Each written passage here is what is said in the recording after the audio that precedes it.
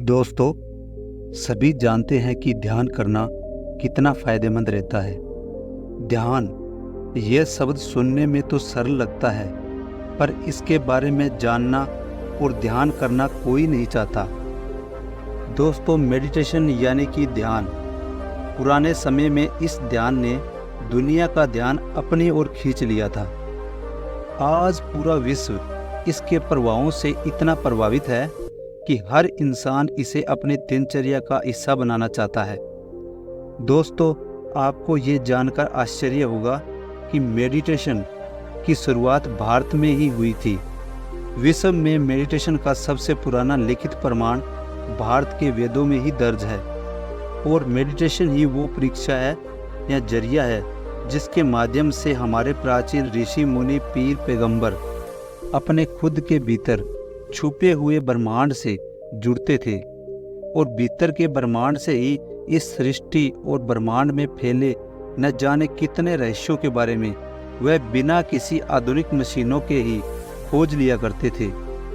क्या उनके पास advance technique थी जिससे आज भी हम पूरी तरह से अनजान हैं? दोस्तों, ये मेडिटेशन ही था जिसके सही इस्तेमाल से महात्मा बुद्ध ने सारे संसार को अपने ज्ञान से प्रकाशित किया, और मेडिटेशन की अद्भुत पावर से ही पूरे विश्व को एक नया परिचय कराया।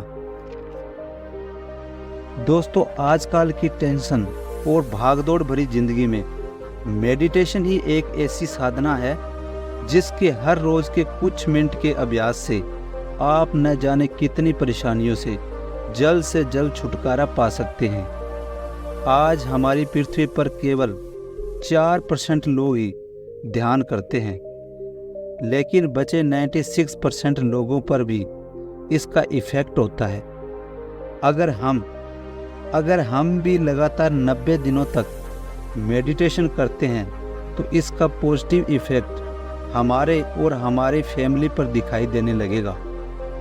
दोस्तों, अगर पृथ्वी पर 10% लोग भी ध्यान करने लगे तो पृथ्वी पर लगभग सभी समस्याओं को नष्ट करने की ताकत ध्यान में है।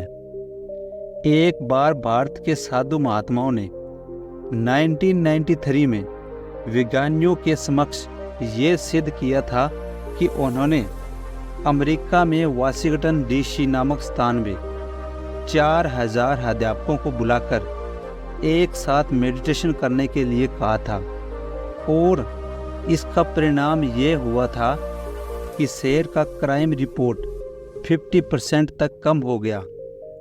वैज्ञानिकों को इसका कारण समझ में ही नहीं आया था, और उन्होंने इसे महर्षि इफेक्ट नाम दे दिया।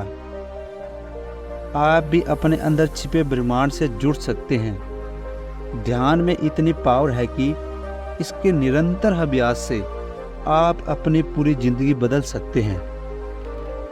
विज्ञान के कुछ एक्सपेरिमेंट के दौरान बुद्ध भिक्षु के मेडिटेशन की अवस्था में किए गए ब्रेन स्कैन में ये पाया गया कि मेडिटेशन के दौरान उनकी ब्रेन की वेव्स में काफ़ी बदलाव आता है, और उनकी ब्रेन की वेव्स की फ्रीक्वेंसी को मापने पर उनमें अल्फा वेव्स की फ्रीक्वेंसी सबसे ज़्यादा पाई गई, जो नेगेटिव मूड, टेंशन, निराशा और गुस्से को कम करती है। 8 हफ्ते लगातार मेडिटेशन के निरंतर अभ्यास से हमारी याद करने की शक्ति में इम्प्रूवमेंट होने लगती है। तो दोस्तों, आज के इस आधुनिक जीवन में हम लोगों को काफ़ी परेशानियों का सामना करना पड़ता है। बहुत सारा पैसा होने के बावजूद भी मानसिक शांति की कमी बनी रहती है, और तनाव तो हर तीसरे व्यक्ति की समस्या बन चुकी है।